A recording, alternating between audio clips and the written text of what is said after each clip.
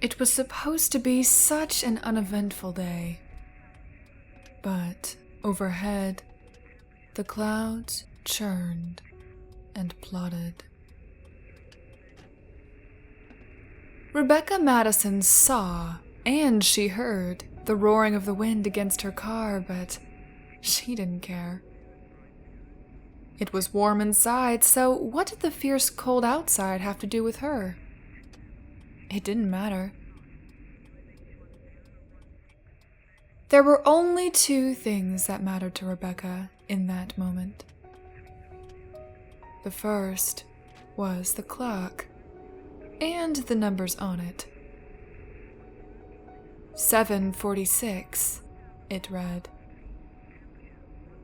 It was 7:46 on a Monday morning, and she needed to be at her desk at SMC, a pneumatics manufacturer, by 8. Her drive had another 15 minutes to go, at least, and that was hoping, against all odds, that she could hit every green light. She knew that wouldn't happen, but she didn't worry about it just yet. She was still far in the country. The road before and behind her was empty.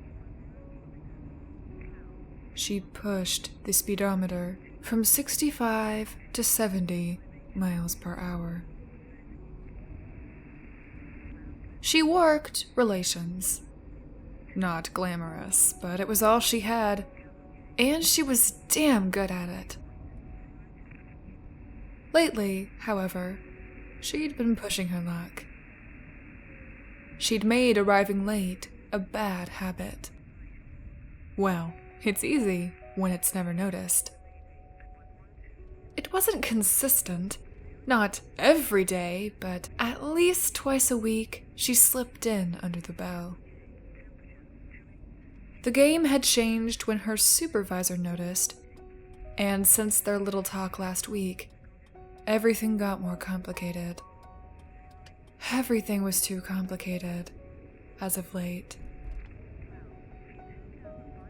That was thanks, majorly, to her other concern back home. Her mother. Rebecca had never married. She lived alone for many years, and that was perfect. She thought it would be no hassle at all when she asked her mother to move in with her. It had been right after her father died, and she couldn't bear the thought of her mother alone. No home besides hers would do. As the years went by, she started to wonder if it had been worth it. Her mother, nearing an impressive 95 years of age, was still a very smart woman. Rebecca saw that every morning. The only issue was that her mother could no longer retain that spark. Her mother had fallen prey to sundowner syndrome.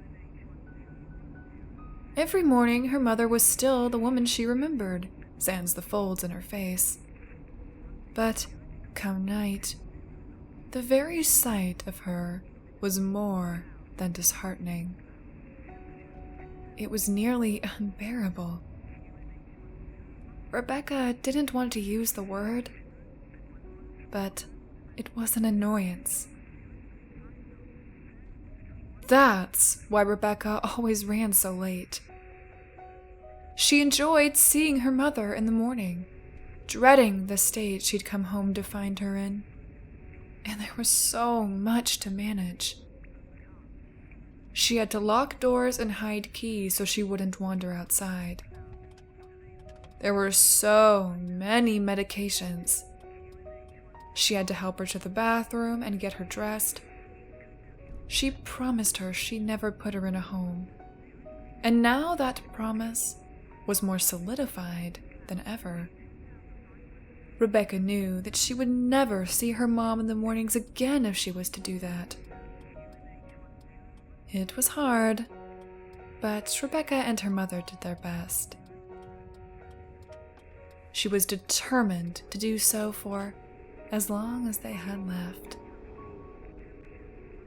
The thought came to her that morning, as it did every morning. She should call her mother, talk to her just for a little bit longer, before the day ruined her. That's all she'd need. Her mother didn't need to be physically strong to help lift the weight of depression from her shoulders. But as she reached for her purse, she realized that her phone had never left the bedside that morning. It had been neglected in her panic to get out the door. It made her eyes tear up with frustration rather than sadness. All she could do was sit in the white noise of the radio and watch the endless fields of dead corn roll by. She pushed the speedometer again, up to 75, and the radio came to the forefront of her mind. Her ear clung to it out of the blue, but honestly, she didn't hear it. Still are unsure of the scope of the event. All that's known at this time is that the Chinese government has declared a state of national emergency. At the moment, China has released no official details of the events that have transpired over the last 24 hours, and they have ignored all of the UN's offers to assist them. No sources yet have been able to confirm any further details, as communication with the troubled nation has grown difficult, with many intelligence satellites showing major power outages within the nation's borders. An abundance of rumors, however, have started circulating around that stretch from incredibly believable to the utterly improbable. While the intelligence community has flat out denied a majority of these rumors, it's hard not to notice that a lot of them sound incredibly similar to ones that started circulating just last week about Somalia, where Rebecca turned the radio from AM to FM. She was in no mood for news that morning. She preferred music. She allowed herself to get lost in it. The country song fit to her surroundings like a puzzle piece. A silo grew closer on her right-hand side, a picturesque farmhouse nestled right beside it, and on the left she spotted an older blue Ford pickup coming towards her, carrying a horse trailer. The sights of Ohio. She felt much younger, and that's all she wanted. The moment was so perfect that it had perfectly distracted her from the red, raccoon-sized mass that landed on the road ahead. With a bang, her tire was shredded. Only once before had Rebecca felt a tire blow, and she'd been 7 at the time. Her father was at the wheel. She remembered how calmly he'd handled it. He gritted his teeth and willed the truck to stay on the road. He'd tensed up, but he'd handled it expertly. That's the only way he could do things. She wished he'd pass that on to her. She screamed, and instinctively she jerked the wheel to the right. The car skidded and hit gravel. She overcorrected again, just barely managing to save her car from sliding into the ditch that hugged the side of the road. The car skidded into the oncoming lane, spinning to face the way she'd just come from as she slammed on the brakes. She gritted her teeth, expecting more, but mercifully, her car came to a stop without further incident. Everything came to a stop, except for her heart. It was pounding faster than it had in nearly 5 years. She remembered the truck, but about 10 seconds too late had it still been an issue. Fortunately, it was no longer an issue. The man driving the truck had managed to stop about 2 car lengths away. He was already on foot, and he was almost to her door. The knock of his knuckle on the glass brought her back to reality. Hey, miss, you alright? He asked, concerned. She eyed the older man. He was as thin as a twig, with a bushy mustache and a sun-dried face. His eyes squinted down at her as she nodded her head in affirmation. He nodded his back. My phone's in the truck. Hold tight. I'll be right back. With that, he turned and hustled back to his truck's cab. As he searched, she relieved herself of her seatbelt. She felt like she'd been punched in the chest by a gorilla. Her head was heavy. She realized she was dizzy as she took that first step out of the car. It was like she was walking on jelly. Gripping the door with white knuckles, she fought against the fierce wind. It threatened to at least knock her on her ass, if not carry her away altogether. She closed her eyes, held on, and took several deep breaths. It would have helped her calm down a great deal, had the old farmer not accidentally startled her when he returned.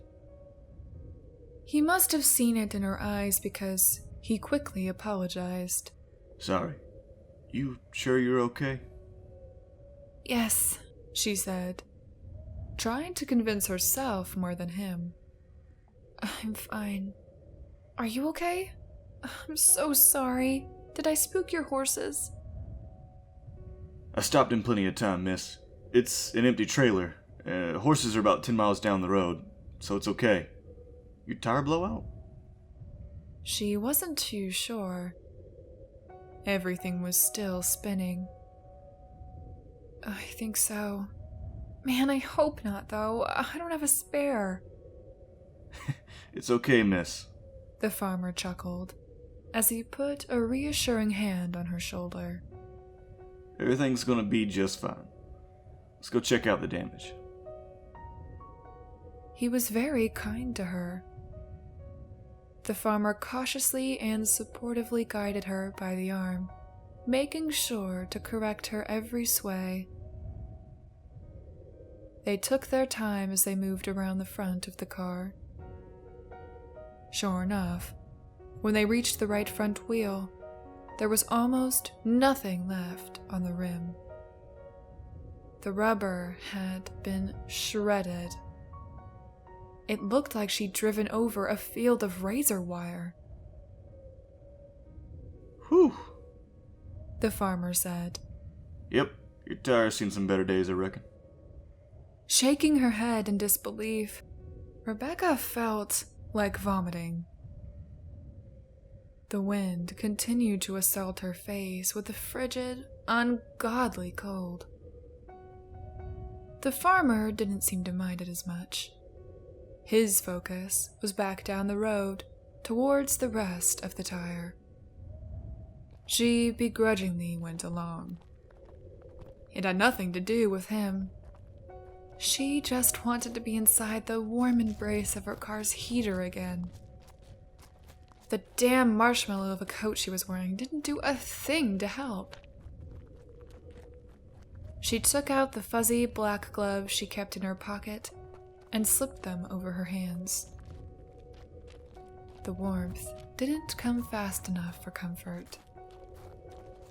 Comfort was knowing that now she had an excuse for being late. That should have taken a load off, but she realized she'd have to prove it. A situation made difficult by her lack of phone. Hey, thanks for your help, Mr. She intentionally trailed off, hoping he'd fill in the blank.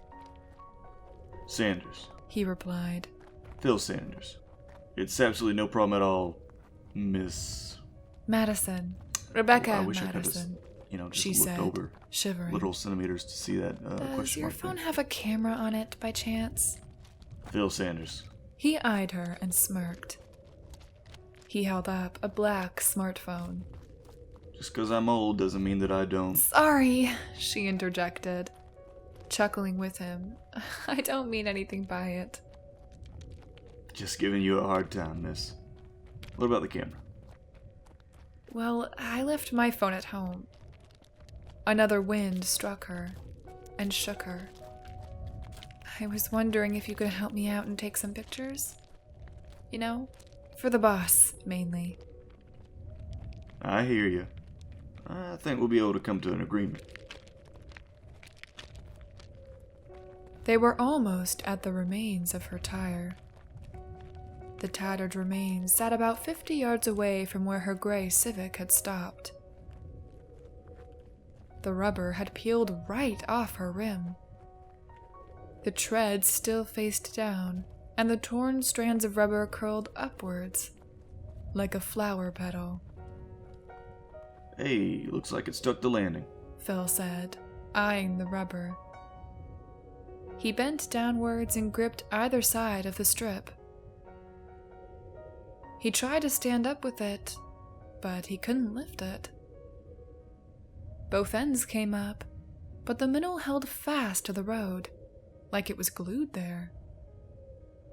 With a huff, he tried again. What in the world? He asked on the third try, grunting hard. He scoffed. Holy crap, what did you hit? I have no idea, Rebecca said, hugging her chest. I didn't see anything. 1 second the tire was there, and then the next, it wasn't. She hesitated on the last word as Phil tried for a fourth time because she saw something under the rubber. She only got a peek, but she could see that it was red. Hold on, she said. It looks like it's stuck on something. Stuck? What do you mean stuck? On what, superglue? He chuckled. Rebecca looked either way, checking for traffic. With the coast still clear, she urged Mr. Sanders to try again.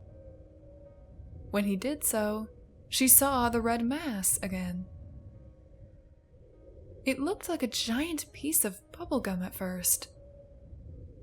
She was dumbfounded, and she got on her knees. It's stuck on something gooey. Gooey, you say?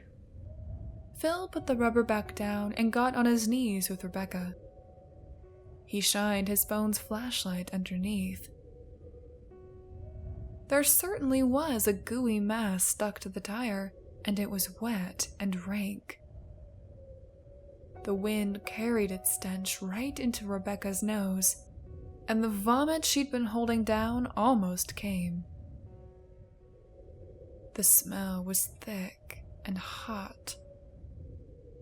It was the smell of rot. Looks like you hit a coon or something. Phil said, backing away. Goddamn fresh one, too. Ugh. That's weird, though. With the tire. I don't know why it stuck to him. Never seen anything like it before. I haven't either, she said, her right hand clasped over her mouth. I didn't see any fur on it. It just looked like meat. Yeah, if you hit them hard enough, that's what they'll look like. I'm gonna go ahead and call the state boys in real fast. We're gonna need somebody a little younger than both of us to take care of this mess, if you know what I mean. With a smile, he escorted her back to her car. He continued talking as he dialed on his phone. I also think we should get some EMTs out here to check on you. No, thank you. I'm fine, she said, grinning to assure him. She didn't want the hassle. I think the state boys will want it too. Might as well just ask now, and get everyone here at once, he said, trying to coax her.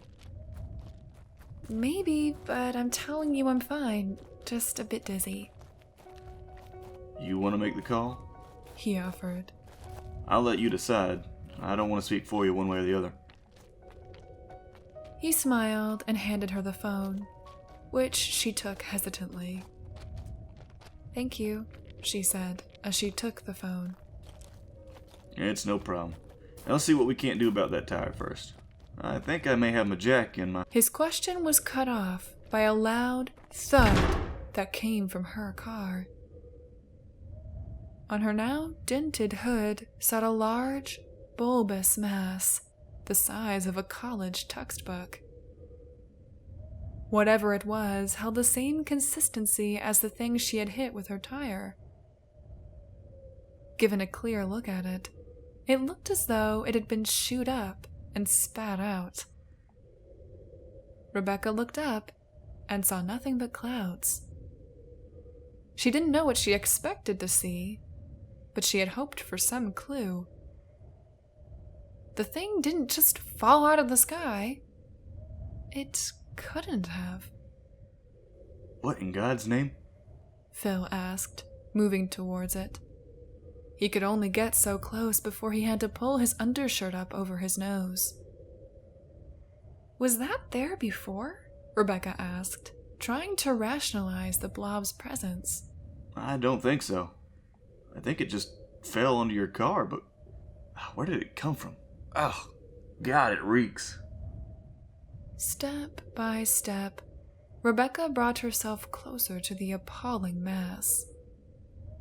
Her stomach churned faster than the angry clouds above. Whatever it was, whatever it used to be, there was no evidence of it now. It resembled nothing natural that she could think of. It was just a figureless blob.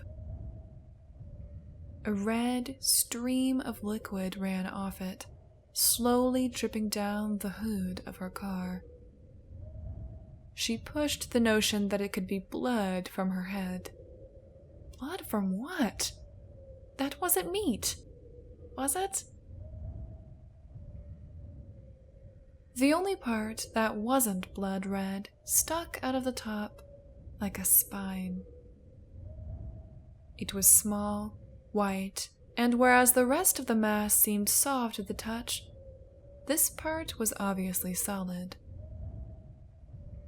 When she got closer, Rebecca saw that it split into two, white prongs. Rebecca took a step back when her mind gave the protrusion a name. Is that a tooth?"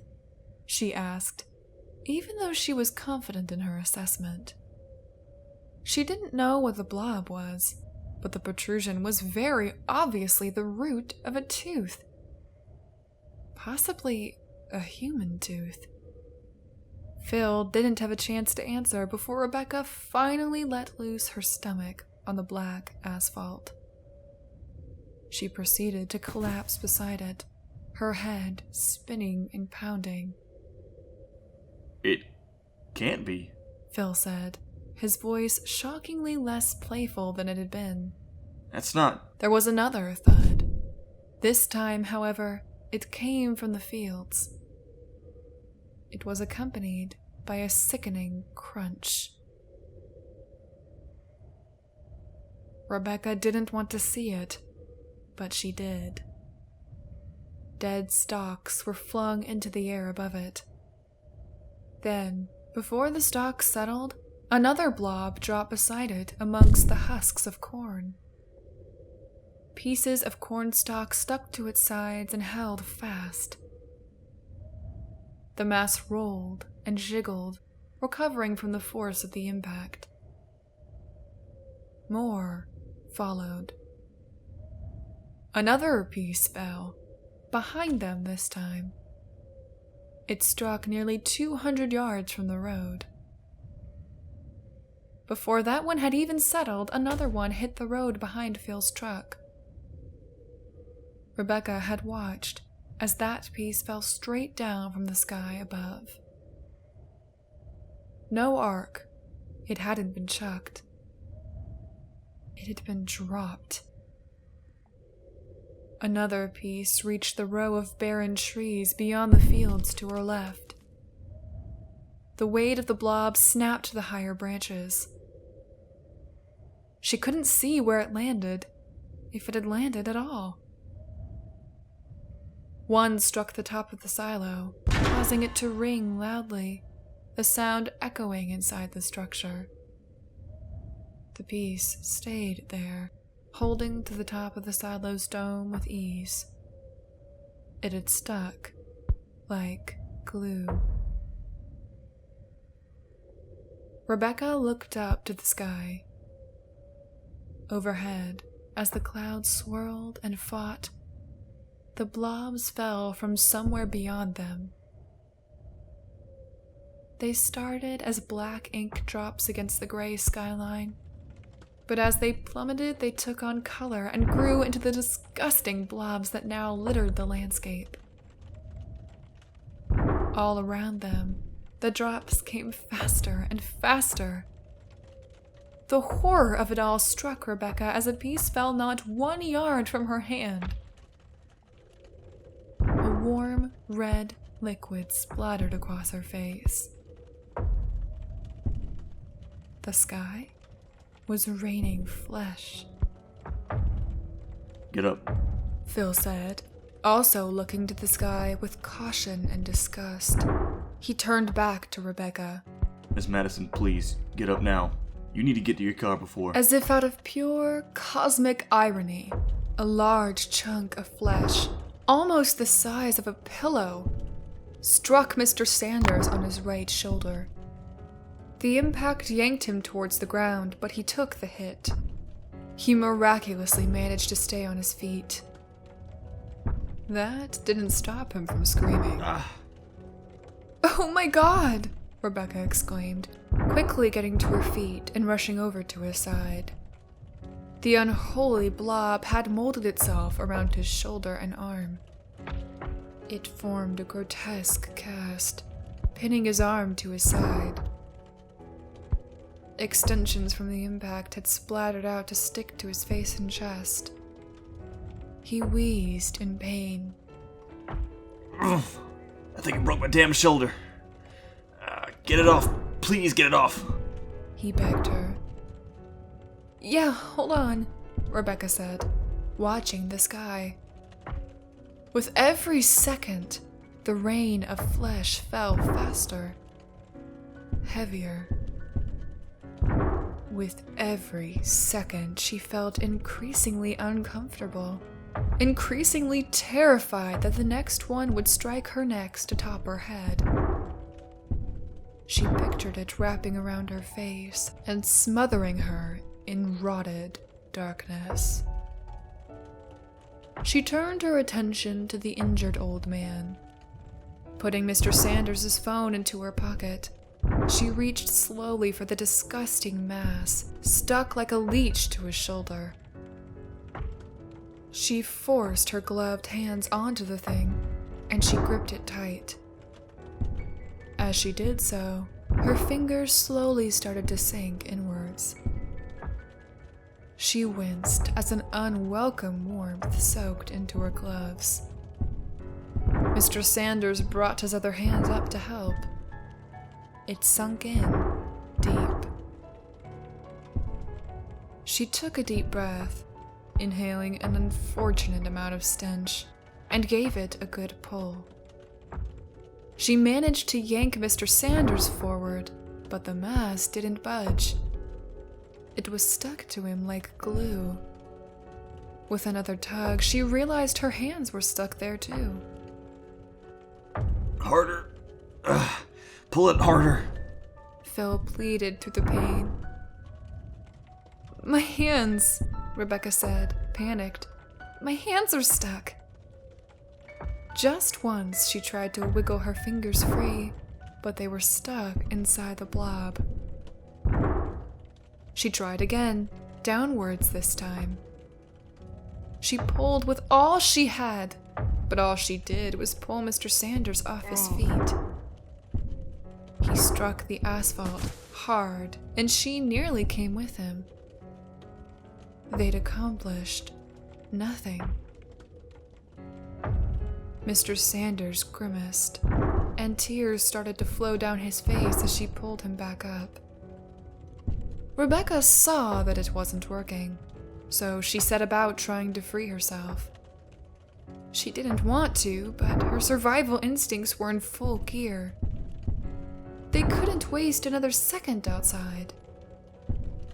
She struggled, twisted and pulled, but the revolting thing was held faster than anything she'd ever seen. She tried pulling with her left hand, and she pushed with her right. Her left glove gave, and part of her hand came free. She realized she could pull her hands out of her gloves. Please, try again, Mr. Sanders asked in a pitiful voice. He could barely keep his eyes open. His shoulder was dislocated at the very least, and she knew it. There was nothing she could do alone to pull that mass off his arm. All that mattered now, for both of them, was that they find cover. Quickly, she fought against the gloves to free her hands. The pounding of the reins grew faster and heavier. Another piece hit her car, right on top of the cab. 3 struck Mr. Sanders' truck. All of them were far too close for comfort. Mr. Sanders didn't realize what Rebecca was doing until it was too late. No. He shook his head. No, please don't, please. Try again, please. It stings. It stings. She ripped her hands free of the gloves with a grunt, just as a chunk smacked against her windshield. It was the size of a car tire. I'm sorry, there's nothing I can do right now. We need to get to cover. Get back to your truck. Stay there until this is over. She didn't hesitate to turn around and open her door, but Mr. Sanders could only stumble backwards. With a limp, he started to pull himself towards his truck. Groaning, he watched the sky through his watery eyes. Scared, Rebecca slammed her door shut just as another pounding thud came from the roof. She yelped and she fumbled for her keys. But then she felt something else. A phone. Mr. Sanders' phone. She pulled it out and looked in her rearview mirror. Outside, everything was consumed by a downpour of flesh, and there was Mr. Sanders, limping through. It was by the grace of God that Mr. Sanders got as far as he did. He almost managed to reach the door of his truck. He could have touched it. A smaller drop of flesh, the size of a book, hit his left foot and glued it to the spot. Rebecca could only watch as he stumbled and fell hard to the ground. On his front, he could only lie there at the mercy of the sky above. Rebecca tried to see him out of her rear window, but so many drops had accumulated there, it was impossible. She could only watch the terrible scene unfold in her side mirror. He looked hopeless. The pounding of the rain drowned out any sound, but she saw his head moving. He was yelling for help. A large chunk of flesh struck his back, breaking it. Another pinned his leg. All the while, Rebecca never moved. She was safe, and her fear kept her rooted in that seat. Had a glob not swallowed her mirror first, she would have witnessed another drop strike him right on the back of his head, delivering his face quickly into the asphalt below.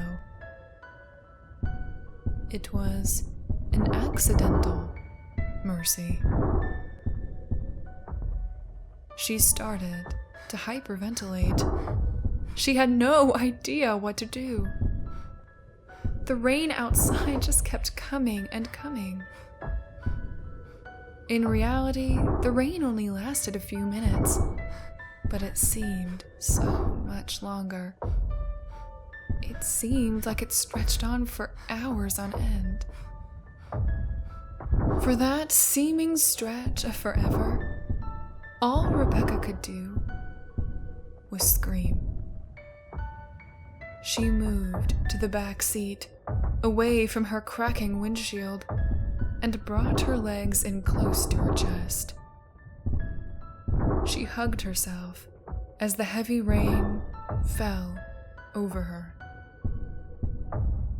consumed her. Soon the drops would cover every inch of her car and the windows. They ate the light. She was left alone in darkness.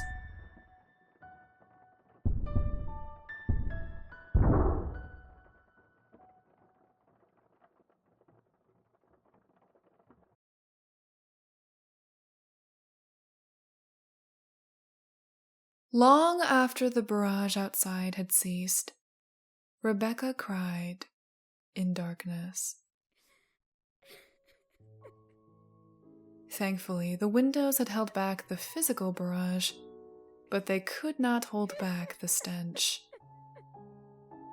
That had flooded inside almost instantly. It had threatened to suffocate her then. She didn't even notice it anymore.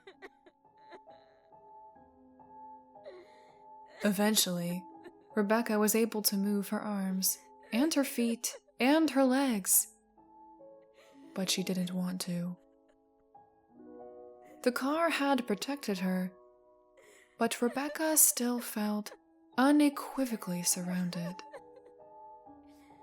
Like a child under their sheets, she didn't want to let one single limb hang free. The monsters might get it. The darkness wasn't total.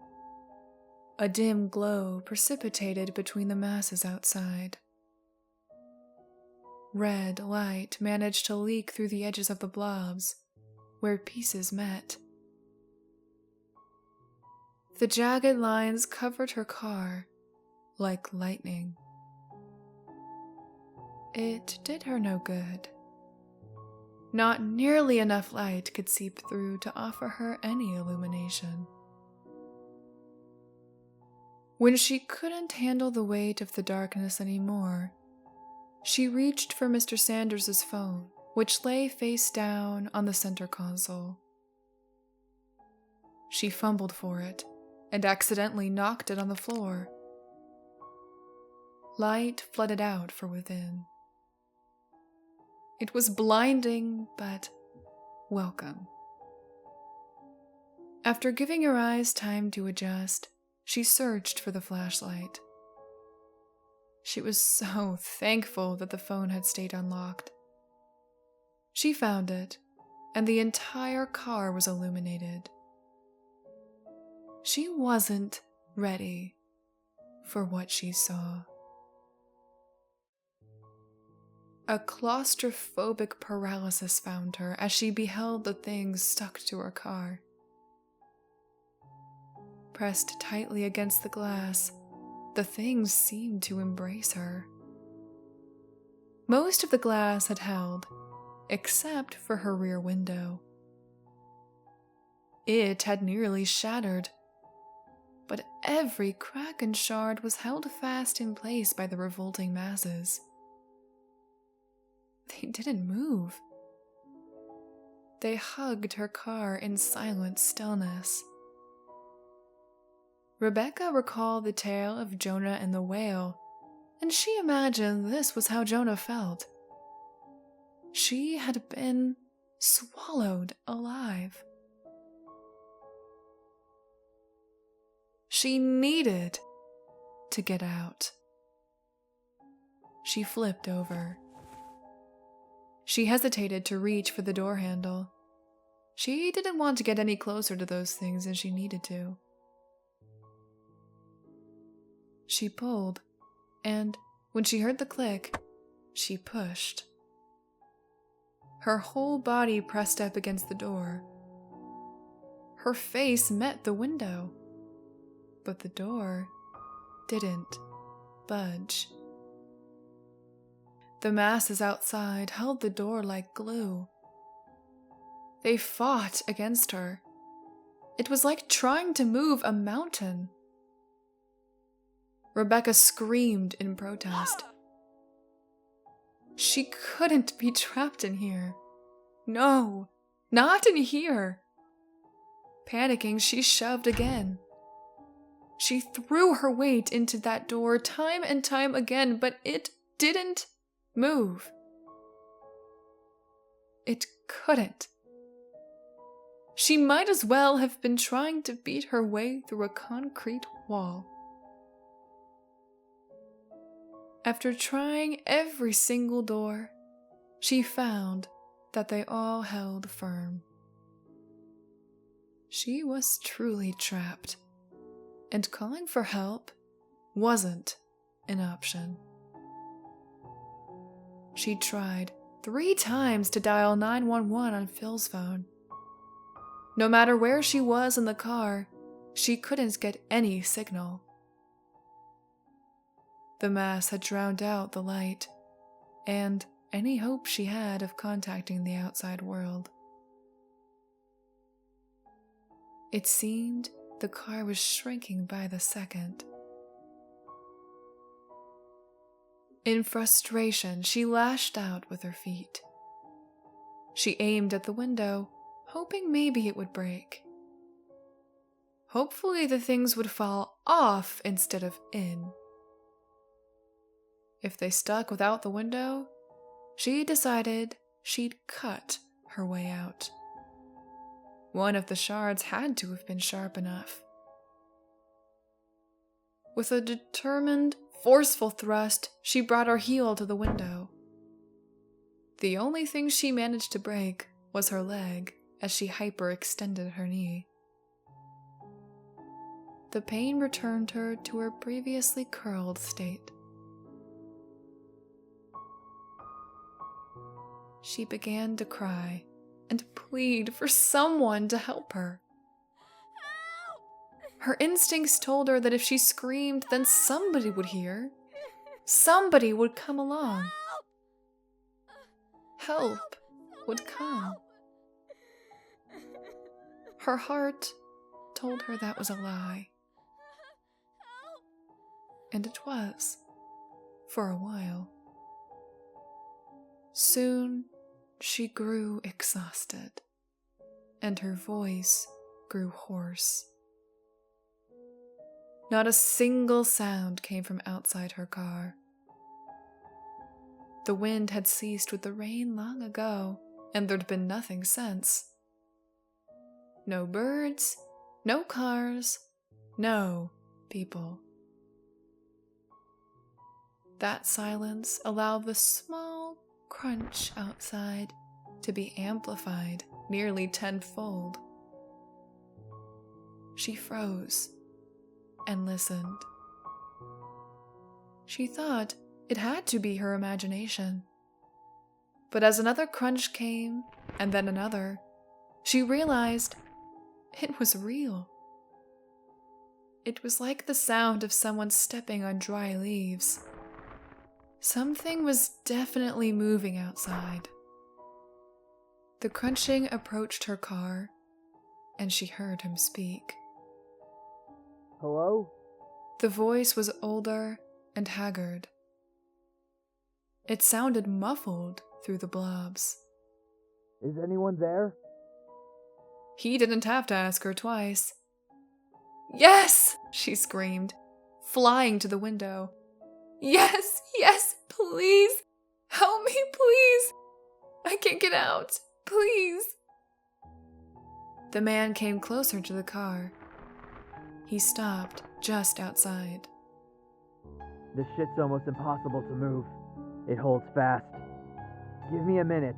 It's starting to dry now. I have some tools at my house. I'll be right back. Rebecca smiled and thanked God. He must have lived in that home next to the silo. It was all okay. Yes, please, thank you, she said, almost all at once. The crunches returned, faster as the man turned away. Relieved, she knew it would be over soon. Again, the day sought to destroy her expectations. Then, the crunching stopped. Rebecca put her ear to the window, trying to listen. The glass was uncomfortably warm against her face. There was nothing but the roar of her own blood in her ears. Then, a moan. That moan continued for several seconds before it evolved into a short gag, a gasp. Something had happened to the man. He must have been only 4 or 5 yards from the car. He cursed and grunted. There was a louder crunch that was followed by silence. That silent moment hung on the air, and Rebecca pushed harder against the window. She whispered a single, "Hello?" under her breath. Then the moment was shattered by his scream. Rebecca pulled her face from the window as if she'd been burned. "What?" she asked, panicked. "What happened? Are you okay? Hey, are you okay?" She was clueless. Had the man fallen? Maybe he'd rolled his ankle and fallen, but could that cause him so much pain? His scream was primal, like a wounded animal, and it ended for a moment. It was just long enough for the man to take a quick breath, and then he continued, the yell increasing in volume and pitch. "What?" she pleaded. "What is it? Please tell me. Are you okay? Talk to me." He did, in a raspy, shrill, and pained voice. Stay in the car. It sounded like he choked on the last syllable as a ghastly, gurgled yell came from his lips. Through his pained cries, Rebecca could only make out so much of what happened next. Stay. Growing. I feel it. Don't. Out of the car. Oh, God, no. Then, unexpectedly and instantly, the screaming ceased. The silence returned, and Rebecca shook. Her mind raced, and her breathing came in short, fast gasps. Tears warmed her face. No, she couldn't let him leave her. She wouldn't be alone again. "Hey, get up! What's happening? Sir? Sir!" With a determined fury, she brought her hand and the butt of the phone to the window pane. That's when it moved. Almost in perfect sync with her motion, one of the blobs that had embraced her window stirred. The light showed her every gruesome second. The movement was small. A tiny, $50 sized section on the bottom split in two, and peeled itself apart. It was unexpected enough to send Rebecca stumbling backwards. It had startled her. Then it revolted her. The small section that split open revealed a new structure behind it.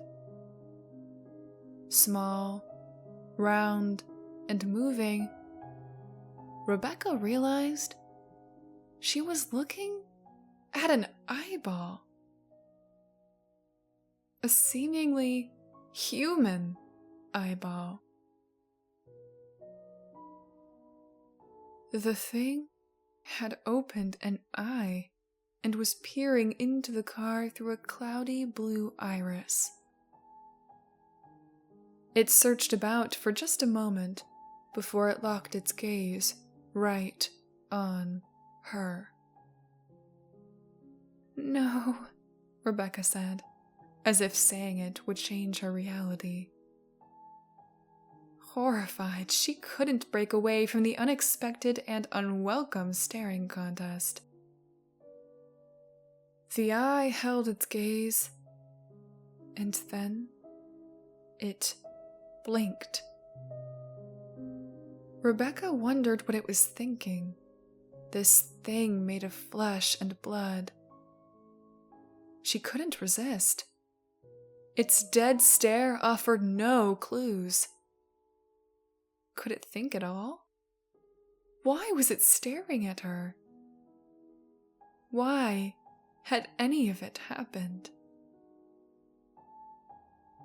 Then, out of the corner of her eye, and at the farthest edge of the light's reach, she saw it.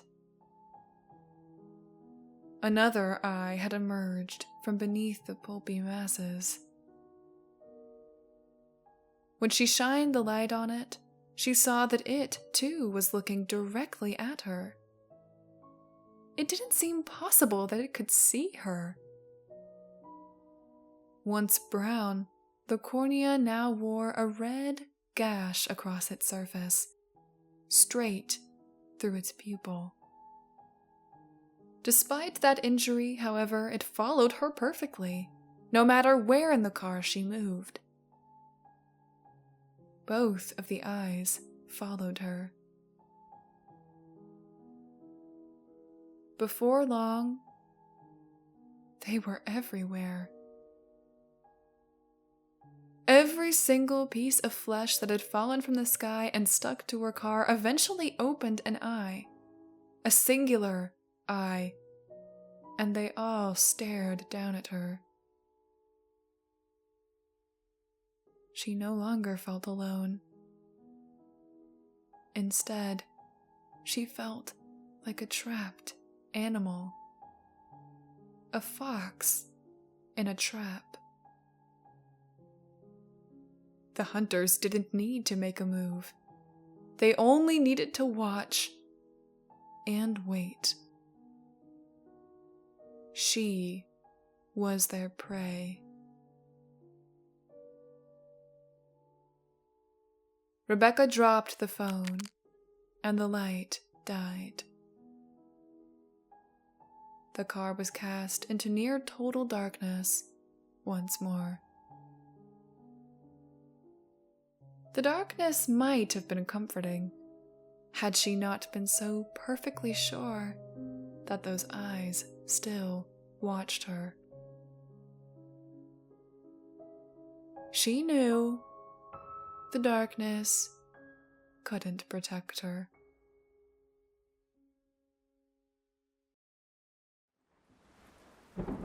A huge thank you to all my poltergeists. Stephen Swiftbird, Shadow Blackhawk, Spirit Father, King Gallant, JTX31, Joker Smurf 3, Daniel O'Connell, Gary, Forever, and Benjamin Croon. Your donations are much appreciated, so thank you from the bottom of my heart.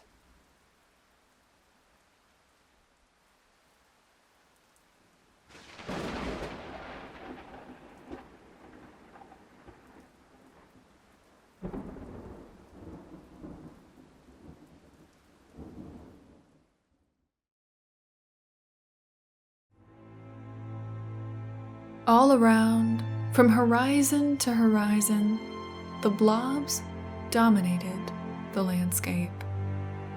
She refused to let anyone else die.